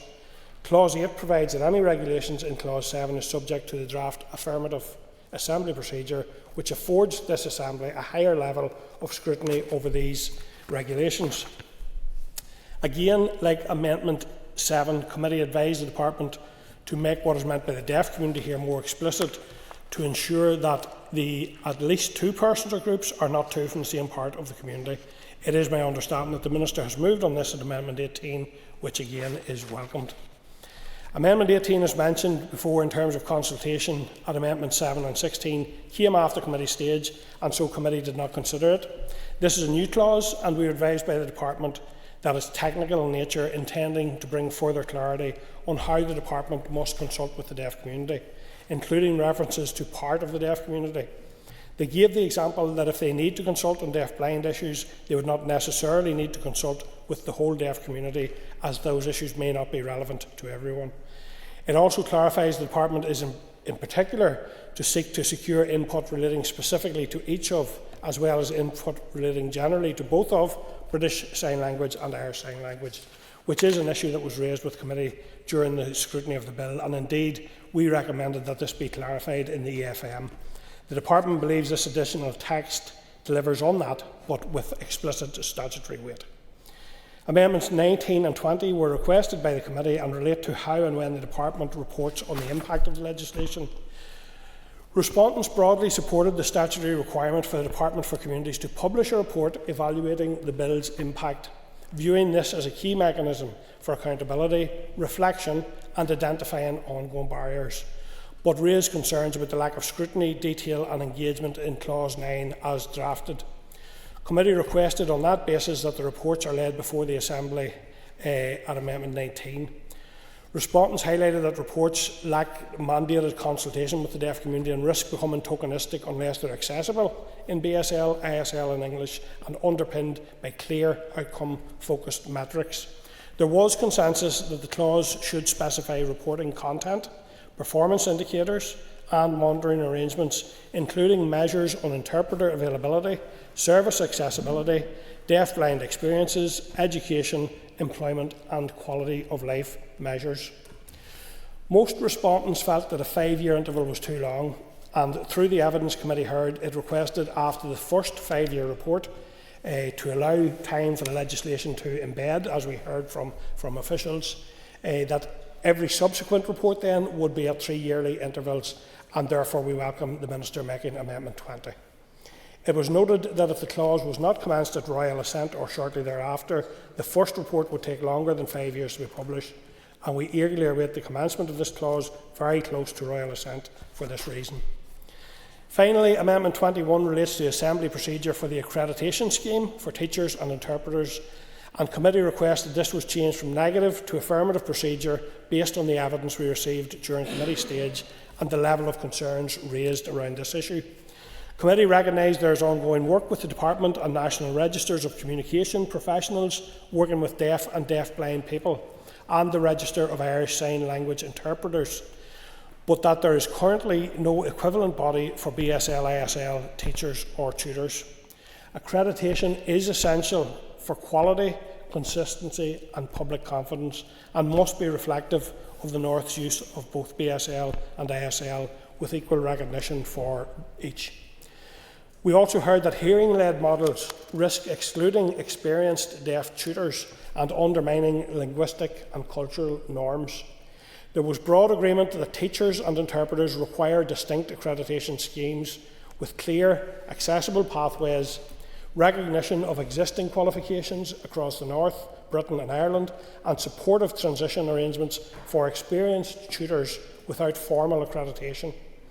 Respondents highlighted acute workforce shortages, particularly in ISL, deaf and deaf-blind interpreters, calling for long-term investment in education, early years provision, training routes, bursaries and career pipelines, while maintaining quality over volume.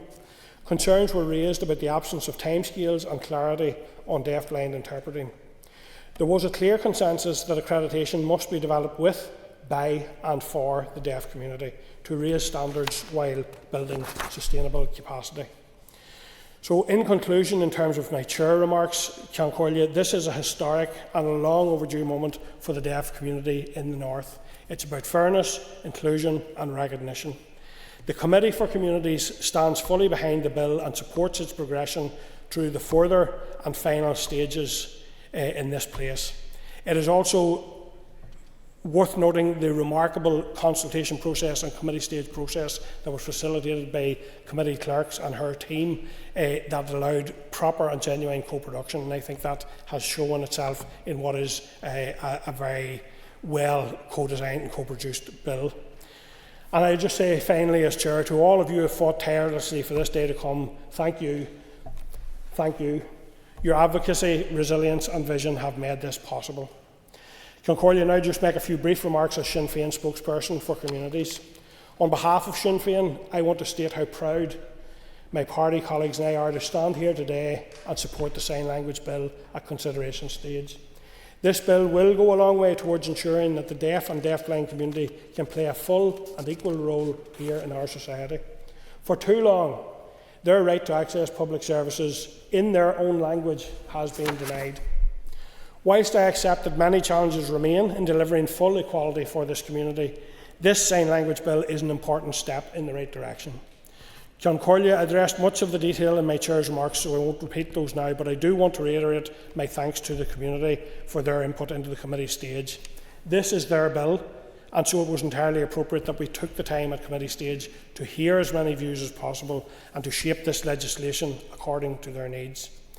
It has been, Ceann Comhairle, an honour for me personally to meet so many people from the deaf and deafblind community over the past year and to learn just how important their language is to them, both as a tool of communication and this is, I think, crucial, an intrinsic part of their identity and culture, and indeed a vibrant, a beautiful and a dynamic part of that culture. I have enjoyed very much the time I have spent learning sign language, and this is something which I intend to continue long into the future. I was very eager to ensure that the co-design process didn't end with the introduction of the bill and that it was continued right through the legislative process. And I firmly believe that we have done that in an effective way.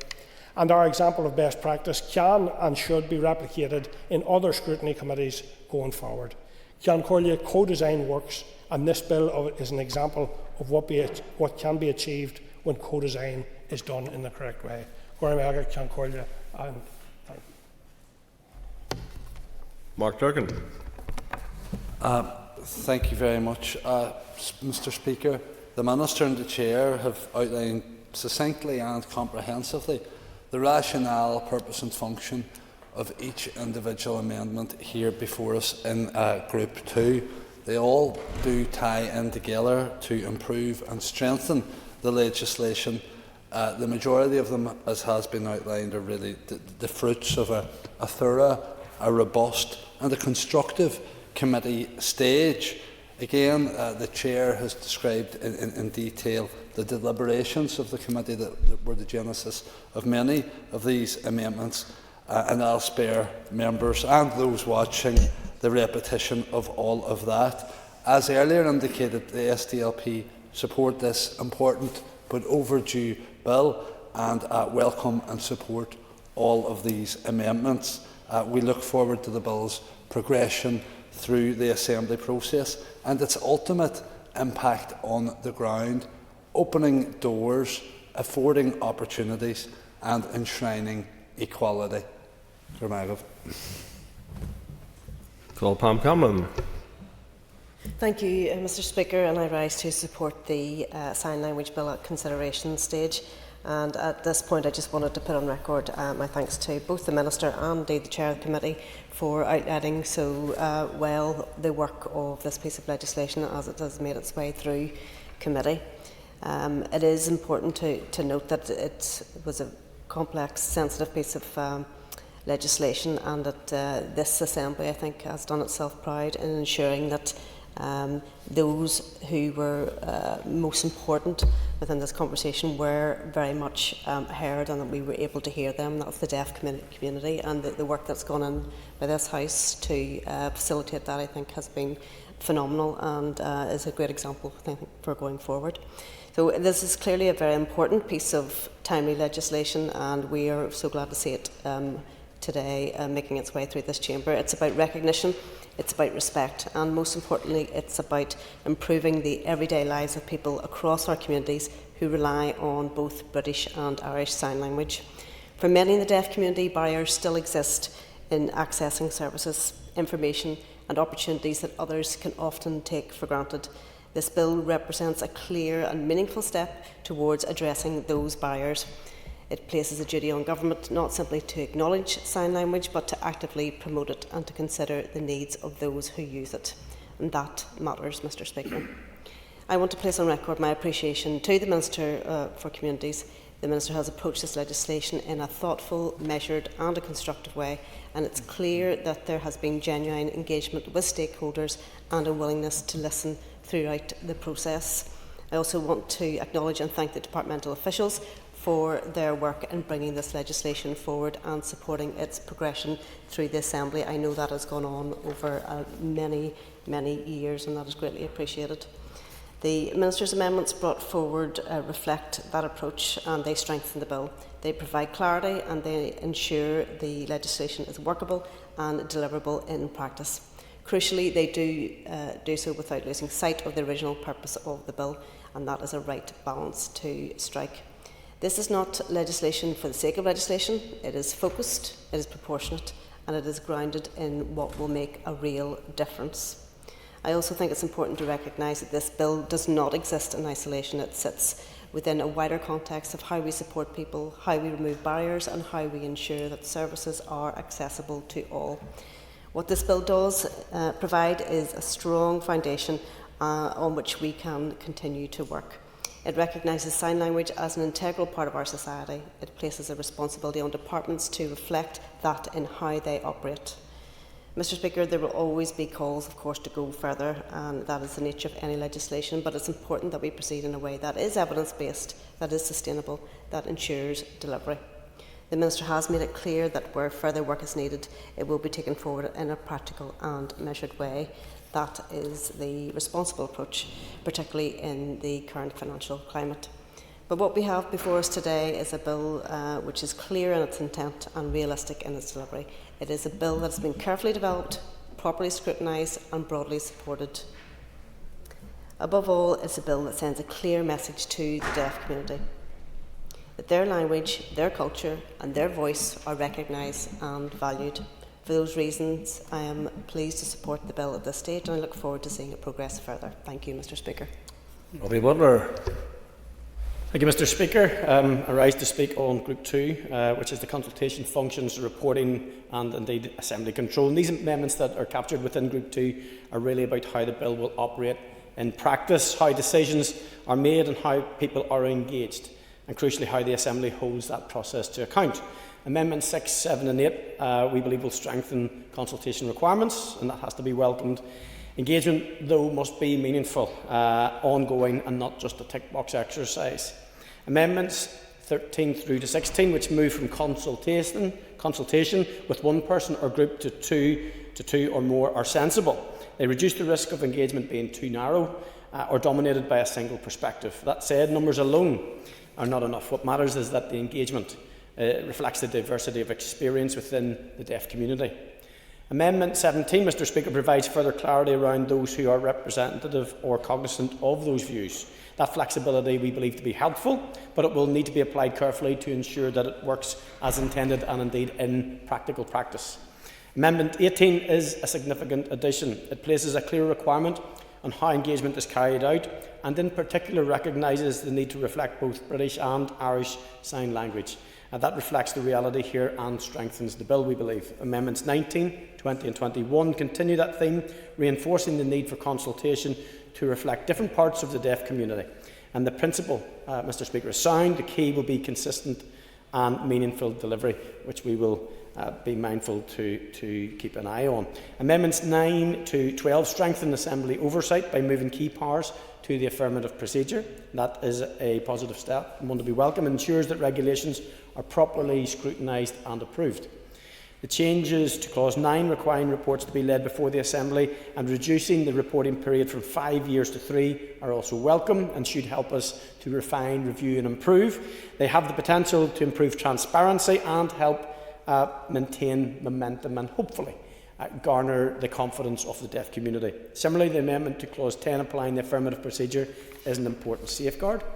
Overall, Mr Speaker, these amendments, we believe, strengthen the bill, particularly in relation to consultation, accountability and oversight. They place a greater emphasis on meaningful engagement, ensure a broader range of voices are heard and enhance the role of the Assembly in scrutinising how the bill is implemented. Ultimately, however, Mr Speaker, the test will be delivery, ensuring that what is set out in the bill translates into real, practical support for those who need it and that the commitments made here are followed through in practice. And just add on the final note that this bill is a really good piece of legislation, having looked through it and obviously communicated with my committee, my party colleague who is on the Communities Committee, Andy Allen, who has applied rigorous scrutiny to this and has indeed been all over the detail. But the reflection of this must be felt by our deaf community, regardless of their age or where they are in our community at the moment. I call the Minister for Communities to wind. Thank you very much, Mr Speaker, and can I thank everybody who contributed to today's debate. This is a bill that has been developed in consultation and in partnership with the DEDA community and strengthened, I believe, through constructive engagement with the committee. Now, I think it's fair to say, Mr Speaker, that I have had some issues with how the committee does its job, and I am sure the committee has some issues with how I do my job as well. However, that being said, I think this is a good example of committees working well, listening to concerns, taking on board changes and genuine working together. I have to say I have been impressed with the way in which the committee has ensured that this has been accessible to those who are going to be affected most by it. So I do want to thank the committee, and in particular the committee staff, who I'm sure had much work to do in terms of the organisation and set up to make sure that that was able to happen. I'm going to continue to work with the deaf community and those who have a role in promoting sign language, which has already increased visibility, access and opportunities for people to learn and use it in everyday life. I believe that this has been good work that we have been involved in. It's not the end, and I will have more to say at later stages of this bill, but for now I thank everybody that has helped us to get to this stage and look forward to it passing consideration stage in the Assembly. Thank you, Mr Speaker. Ms Armstrong, I apologise a minute to call you, but if you wish to speak, you're welcome to do so. Thank you very much. As I said earlier, Group 2 amendments, all in the name of the Minister, of course, will be accepted by the Alliance Party today, and we're delighted to do so. The Minister and his officials were able to engage with the Committee for Communities in a way that had open ears, willing to listen and willing to take forward amendments that have made this bill significantly improved. Sometimes when you have officials that come to see committees, they do so with hesitation and with some concern that we're just there to get in the way and be awkward. But to be honest, we all believe in the same thing, that we have to make better provision for people who are deaf, who use BSL, ISL and deaf-blind language. It is an absolute delight today to see that in Group 2 that the Minister and the Department have increased the number of organisations and people who will be consulted with. Given this bill covers a number of languages, not just one language, but BSL, ISL and eventually then deaf-blind, it means then that the consideration has taken into place, and the committee was concerned that if it was just one person listed, in the future it could have been a representative of BSL or a representative of ISL, but that has been changed now by the Amendment 18, which is the new clause that's being added in before Clause 9. The Minister, I think, and the Department had also committed to add to the explanatory and financial memorandum the intentions that when consultation takes place that representatives of BSL and ISL would be considered. So it talks in the bill about 2 groups or individuals. That may actually be 1 from each language, if that's appropriate, because as the Minister rightly said, there will be parts of regulations going forward that may relate only to deaf-blind, for instance, or could be to ISL or BSL, so that makes perfect sense. By changing the requirement to lay regulations from negative to resolution to require approval of the Assembly also helps to improve transparency, and that's something that we're all very keen to do, and we know it's one of the recommendations that came out of the RHI report, that transparency should be improved in this place. I welcome Amendment 20, Clause 9, 5 years for the first report and 3 years thereafter. When you count up the timelines on this, what that means is that there will be 5 years, plenty of time for the department and people within the deaf community to work together to bring forward some of the regulations that are currently outstanding. And it also means then that every 3 years means that reports will be laid within different mandates rather than perhaps some falling within the one mandate. The Amendment 21, while it talks about the subject to negative resolution being changed to approved by resolution of the Assembly, is just to draw attention to Clause 10. Clause 10 is very important because it talks about teachers and interpreters and the accreditation of both. It's vitally important that we don't throw the baby out with the bathwater on this one. People who have used sign language from birth or later in life, who are fantastic at doing that and have a shared lived life experience that they can express through language, is vital when you talk to the culture and promotion of sign language. And I know today we have Brian Symington, John Carberry, and I think about John Carberry's wife Agnes, who have all through their use of sign language been able to support and help children, particularly those in the Jordanstown School for the Deaf and Blind, to use sign language in a way that I can't at the moment because mine is very static and stilted, but theirs is a free-flowing, beautiful language that is able to be shared with children so that they too can use their signs in very expressive ways. It's beautiful to see, and it's beautiful to see the smiles in those children's faces when others communicate back with them. I would just like to say that this is an important bill, as others have said, and on behalf of the Alliance Party, I do thank the Minister and his department for bringing this forward. I hope we can get this all done and dusted before summer recess, or even before that if we could, but it's vital that we show the deaf community that when we commit to doing something and to moving forward legislation, that we do it. And I thank the Minister and the department for doing that, and also to my colleagues in the Communities Committee. This was one of our first big pieces of this mandate, and I know we took a little bit of extra time in order to get the consultation right. I think it was done very well. It was very inclusive. We have heard from others that this was better than other parts of these islands who have put through sign language bills. What I would ask, just as my final point, is to the Minister and to the department, if they would consider using the learning that has come from the Assembly and how the Assembly has allowed consultation to happen, where people can provide their consultation responses by video in sign language, because it is so valuable and it means then that people are able to communicate in their language. Thank you very much, Mr. Speaker. Thank you, Minister. Have you anything further to add, or will we leave the last word with Mrs. Armstrong? There you are, you got the last word, Mrs. Armstrong. Not for. Okay, amendment proposed to clause 4, page 3, amendment 6 rather, proposed to clause 4, page 3, line 7, leave out and insert words as printed on the Marshall list. The question is amendment 6 be made. All those in favour say aye. Wonder if any no. The ayes have it. The ayes have it. The question is that clause 4 as amendment stand part of the bill. All those in favour say aye. Wonder if any no. The ayes have it. The ayes have it. Amendment 7 has already been debated. I call Minister for Communities to formally move Amendment 7. Beg to move. Amendment proposed to clause 5, page 3, line 27, leave out one person or group and insert two persons or groups. The question is that Amendment 7 be made. All those in favour say aye. If any no. The ayes have it. The ayes have it. Amendment 8 has already been debated. I call the Minister for Communities to formally move Amendment 8. Moved. Amendment proposed to clause 5, page 3, line 27, leave out and insert words as printed on the Marshall list. The question is that Amendment 8 be made. All those in favour say aye.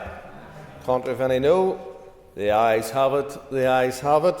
The question is that clause 5 as amendment stand part of the bill. All those in favour say aye. Contrary if any no. The ayes have it. The ayes have it. No amendments have been tabled to clause 6. The question is that clause 6 stand part of the bill. All those in favour say aye. Contrary if any no. The ayes have it. The ayes have it. Amendment 9 has already been debated. I call the Minister for Communities to formally move Amendment 9. Moved. Amendment proposed to Clause 7, page 5, line 1. Leave out and insert words as printed on the marshal list. The question is that Amendment 9 be made. All those in favour say aye. Contrary, if any, no. The ayes have it. The ayes have it. Amendment 10 has already been debated. I call the Minister for Communities to formally move Amendment 10. Moved. Amendment proposed to Clause 7, page 5, line 3, before persons insert any. The question is that Amendment 10 be made. All those in favour say aye. Contrary, if any, no. The ayes have it. The ayes have it. Amendment 11 has already been debated, and I call the Minister for Communities to formally move Amendment 11. Moved. Amendment proposed to Clause 7, page 5, line 4, insert after acting on behalf of. Sorry, I'll just read that again.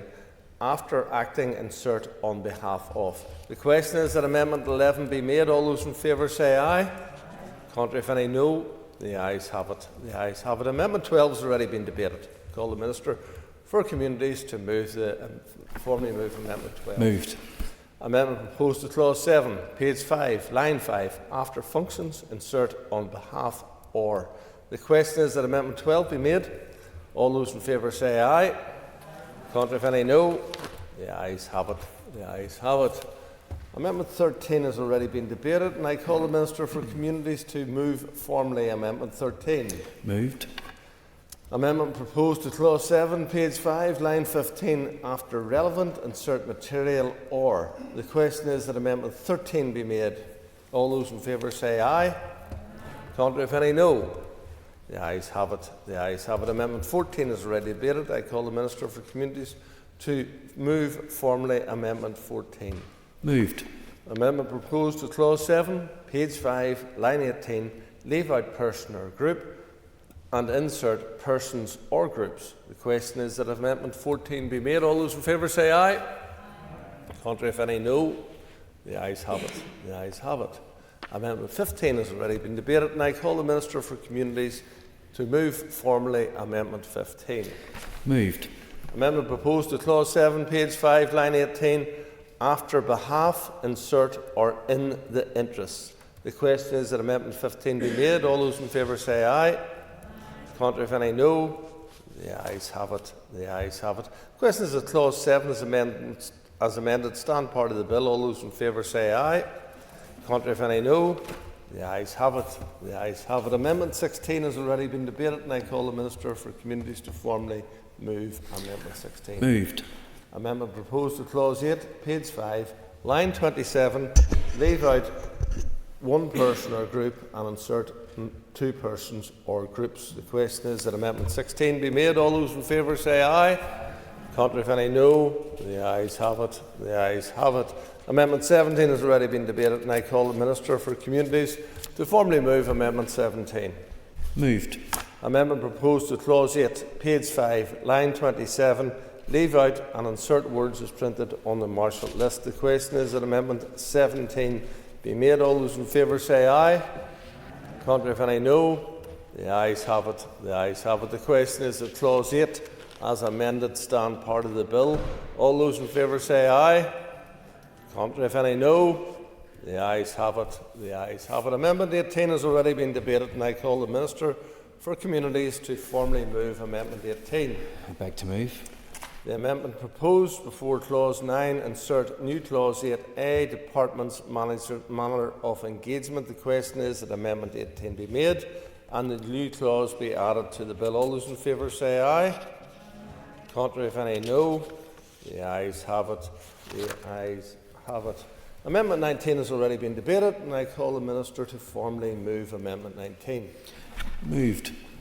Amendment proposed to Clause 9, page 5, line 38, insert words as printed on the marshal list. The question is that Amendment 19 be made. All those in favour say aye. Contrary, if any, no.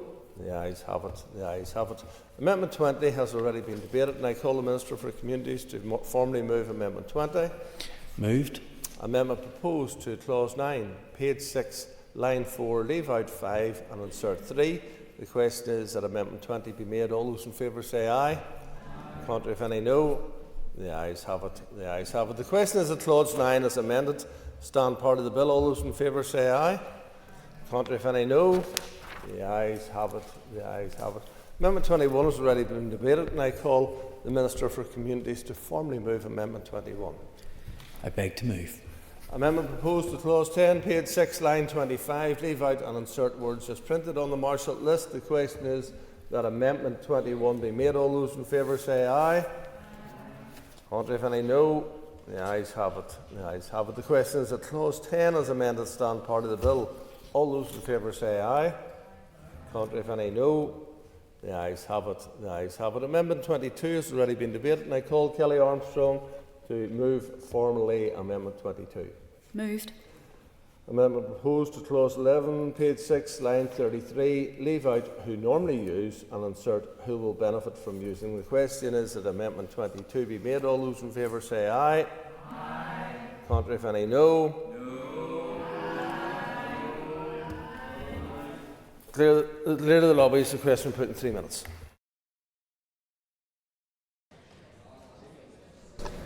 Order. Members resume their seats.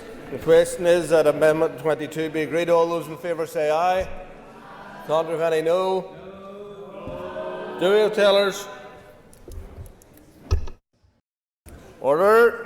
Tellers have been appointed as follows. Tellers for the ayes are Donny Donnelly and Andrew McMurray. Tellers for the noes are Brian Kingston and Pam Cameron. Clear the lobbies.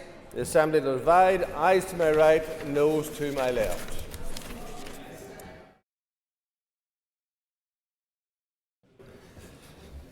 Order. Members resume their seats. Clerk, read the result. 67 members voted, 39 members voted aye, 28 members voted no. The amendment is made.